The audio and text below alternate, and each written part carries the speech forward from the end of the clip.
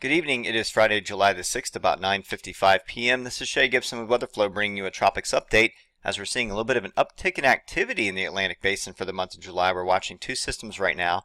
We have Hurricane Beryl along the main development region of the tropical Atlantic heading towards the Lesser Antilles. We also have Tropical Depression 3 that's sort of meandering off of the southeast coast right now. Both of these bear watching. Let's go ahead and talk about Beryl. Hurricane Beryl is heading west at 15 miles per hour. The speed was at 16 last night. It was 14 this morning, back up to 15 a little bit. It looks like it may gain a little bit of forward motion once we get towards Sunday, especially you see the gap here from Sunday to Monday. It really picks up forward speed. It'll also be encountering some upper shear in a more hostile environment for sort of helping to tear it down a little bit, or at least blow these cloud tops off of it to get some of the convection down once it gets over these islands, but not before it makes some impacts. So we have hurricane watch in effect for Dominica. We have tropical storm watch in effect for Martinique, Guadeloupe, St. Martin, and St. Barthélemy. And it looks like those watches and could be expanded a little bit, and even some warnings coming in the next day or two. So we're going to have to watch this storm very closely. Once it gets through these islands, like I said, there's going to be some upper shear that's going to get on it, and that's why the National Hurricane Center has this down to an S, or tropical storm. Now, the cone of uncertainty extending all the way out towards Jamaica through Tuesday. This may fall apart as a trough, maybe a tropical wave at this point, depending on the upper shear and the environment it goes through. To put things into perspective, this is a very, very small compact storm. It's right here. This thing is really small. It reminds me of Danny 2015. They just don't get much smaller than this. And the thing is this was born out of a vorticity maximum across the intertropical convergence zone over here. And so when it spins up really quick, they can intensify just around the core. It just has an eye wall and just has some convection wrapped around it, but it's a very, very small system. In fact, there's a lot of dry air, some Saharan dust aloft up here to its north. We call that the dusty tongue of the Sahara, and it extends all the way out. In fact, if we take a look at that on, let's see if we can find it here.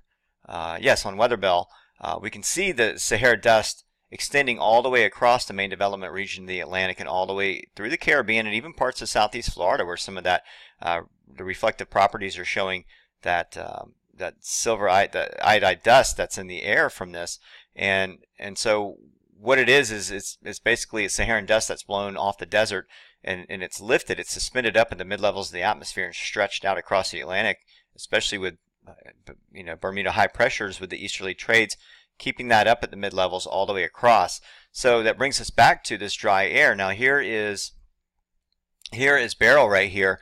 And you can see this large swath of dust all the way over across to the north of it. Now this track that it's going to be taking is going to be pulling it up into that air as well. Right now it's a little bit protected. It's just to the south of that dry air. So it has some troughing to pull from. It actually has some feeder band going into it. It's pulling from the monsoonal area and into the storm. But as it goes in time up towards these islands and the more north it climbs, we're going to see it biting right into that drier air from the Saharan air layer, and so that's a big deal. And so that's another reason why we think the storm's going to fall apart, but it could still hold hurricane strength. And these small compact systems, boy, I tell you what, they have a way of really holding tight in these environments, but they can also fall apart very quickly once they encounter some of the more hostile environments. Because they're so small, they get ripped apart really fast. So we talk about its moisture shield, and we can see it coming together right here. This is precipitable water. And usually a hurricane system would have a massive rain shield or moisture shield wrapped around it, but you can see how small this is right here coming across. The other one at TD3 right here starting to get a little bit wider of a moisture shield trying to get wrapped around to it. And we'll get into those details in just a minute, but mainly I just wanted to take a look at Hurricane Beryl and its track. And there it is again on infrared. But we look at NHC. Let's start to look at its wind speed probabilities, and looks like when we get especially like Dominica, these islands, the probability to get tropical storm force winds is greater for these areas. Hurricane wind speed probabilities are a little bit lower because the storm looks like it may start to fall apart, maybe even below hurricane status once it approaches the Lesser Antilles. But the cone of this wind is also very, very thin because of the size of the storm. So that also helps factor into it as well. So low chance for hurricane wind speed probabilities for these islands, even though it could still be a hurricane. You may just get a few gusts into those areas. So the arrival time of winds, what we're looking at, this is from Friday 8 o'clock p.m. tonight, and we're looking ahead into time. It looks like sometime Sunday is when you're going to start to feel those effects. Sunday PM, the storm will have, hopefully the center will have crossed by then, and then we start to get those winds arriving a little bit further out to Monday for Dominican Republic, Puerto Rico. Those islands all should be watching as well, because even though it may fall apart to tropical storm or even a tropical wave, you could still get some tropical conditions, heavy rainfalls, mudslides, any of those areas. And all of these islands after last year are fairly vulnerable to some of the conditions from even a weak storm. So it wouldn't take very much to cause mudslides or cause some widespread destruction or some issues for these islands, because they are still so vulnerable. So let's go ahead and take a look at, let's see if I can find, there's the satellite loop. Yep, we already did the satellite loop. Let's go ahead and take a look at Tropical Depression number 3. Now this storm is sort of meandering around out there right now. It's barely moving. It's moving north-northwest at 5 miles per hour. Winds are sustained at 30 miles per hour. And it looks like it's not going to move very much. There's two high pressures in play, one over the Great Lakes right now and then another one out over the Atlantic. And it looks like it's sort of sandwiched in between. There's also a cold front that's dropping down. And here's a good look at it right here. And it doesn't look like much at nighttime. This is the IR loop at night, shortwave infrared. And you can't see as much detail because a lot of the visible clouding is masked at nighttime. So we have to rely on different methods of banding to get an idea of what the storm's doing. But you can see it out here, and really it's just sort of a giant swirl, and it doesn't really have a very well-defined surface low, but it has it is a tropical depression, so it is trying to organize into something, and it may just do that over the next day or so. But we also have to watch right here. There's a cold front that's dropping down that's going to be interacting with this system as it heads up in this general direction. It may jog a little bit off to the northwest. It may jog a little bit more north-northwest or even just northwest. So any of these tracks are possible, but one way or the other, it's going to be having some interaction with that cold front dropping down. And here it is again on infrared, and we can see the front over here across North Carolina, eastern North Carolina, dropping down. And we see this upper low moving into Georgia. We see high pressure out here to its west. You can see the southerly winds and everything sort of giving it its nudge towards the north-northwest.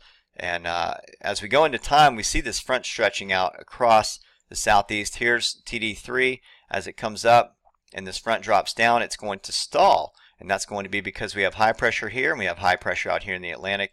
This one's going, they're both going clockwise. This one's going this direction, so the storm gets caught in between. Now the big question is going to be, will it jog further west onto land, or will it stay out to sea? And so most of the consensus right now has it staying out to sea. If we look at the GFS, we see a better idea of that ridge that's building down from the Great Lakes and across the northeast United States. Now the thing is usually if these ridges were to really build out to the west, it might give this storm a nudge into the coastline. However, it looks like this ridge is just going to sort of settle down across the Appalachians in the southeast, and you see not too much movement. It's really just the whole thing is just going to sort of settle down. You can even see part of it, one lobe of it, dropping down here over the Appalachians. And then we have this high pressure back here in the Atlantic, keeping it pinched near the coastline. So that's why this thing could be a lingerer. We're talking this is into Monday.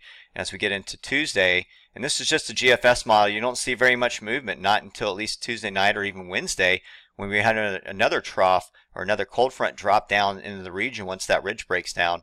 And then that will lift it off to the northeast along it. So as far as steering mechanism, it doesn't look like there's very much to move this storm until the next cold front. The one that we have now is really just sort of stalling, and this is a famous place where cold fronts come to die, is across the southeast, where they just come and they stall. Especially when you have high pressure here wedging down behind it.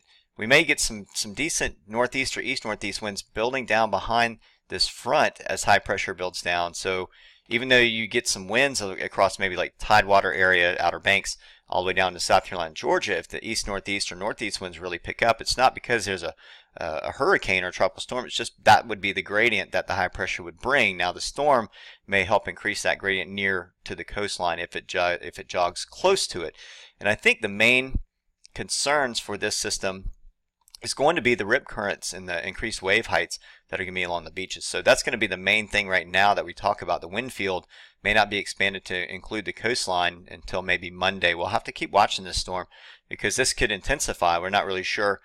This is another one of those cases where we're just not sure what's going to intensify. Now the Hurricane Center does have this as a hurricane by 2 p.m. Wednesday, but confidence is fairly low for that. So that's several days out. You're getting, once you get outside of this immediate circle into this sort of a uncertain area, then your confidence is really low and the error can be really high. So don't believe everything that you see on these maps right now. Just know that TD3 may be lingering along off the southeast coastline. Continue to monitor it, and watch your local National Weather Service offices for any rip current advisories, wave height advisories, anything that they have coming out for your coast, including wind advisories. So we could get gale force winds, timing of winds. I tell you, it's really tough to say right now. I mean, these models are going to be shifting a lot, especially if the storm moves, if it jogs a little bit further to the west or jogs a little further to the north. You're going to see these colors sort of change in their characteristics. But for right now, it looks like the probability of getting tropical storm force winds is going to be higher offshore than it would be onshore. The Outer Banks look like, the Outer Capes look like they are more susceptible for a higher percentage, maybe 50-60%. And as we go in time, we'll know a little bit more. But if we look at Datascope, our sea surface temperatures, you can see that the water temperatures are plenty warm. Even down here where Beryl is, you're talking low to mid 80s for the temperatures. The shelf waters off the southeast coast, including the Gulf Stream, are very, very warm right now. We have not had any storms come through here to churn the waters up. The winds have been mainly onshore for a couple of weeks now. There hasn't been any offshore winds to sort of get that cool water upwelling. And so we just have a warm body of water. And so when we have Beryl sitting off the coastline over this really warm water with not very much upper shear aloft and only a cold front to deal with, this cold front breaking down, this system does have some time to get its act together. So we'll have to wait and watch and see what happens with it. But other than that, going back to Hurricane Beryl, some of the key messages here. Make sure that you check the National Hurricane Center for any of these key messages, because these are very important. It's going to tell you basically what the latest information is for this particular storm. The updates come out every 3 hours. The key messages may not be for every 6 hours, and some other information doesn't come out every 3 hours, but you can check NHC every 3 hours for the latest update on the wind speeds. And basically you can get, you can get this map and this map right here every 3 hours, updated no matter what. So Beryl, current winds 80 miles per hour. I think there's some gusting to near 100. Wind movement is west at 15 miles per hour. If in the Lesser Antilles, once again, be checking, have a plan, be prepared. This storm could come through. It could cause some damage even on a small scale. It could have some serious effects for some of these vulnerable islands. And that's going to do it for this video. I think I will try to get back on tomorrow, but if not, I will be updating my Shea Gibson Meteorologist page, and we'll also be monitoring this from WeatherFlow, and if there are any new conditions that come about, we'll let you know. Stay safe, everyone.